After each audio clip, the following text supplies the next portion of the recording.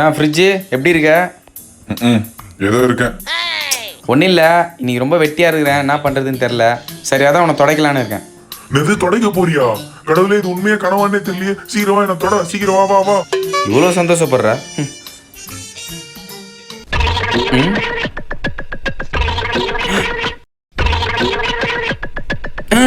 How is it possible? ஆமாம் fridge, எனக்கு ரொம்ப நாளாக சின்ன வயசுலேருந்து இந்த டவுட் இருக்குது. உன்னை ஓப்பன் பண்ணால் அந்த லைட் ஆன் ஆகுது, உன்னை க்ளோஸ் பண்ணால் அந்த லைட் ஆஃப் ஆகுது. எப்படி இது? ஏய், அது உள்ளே ஒரு சுவிட்ச் இருக்கு, அதை போய் பாருடா. ஓ, இந்த கோயிந்தனா? சரி, ஓகே, நம்ம தொடங்கி ஸ்டார்ட் பண்ணுவோம்.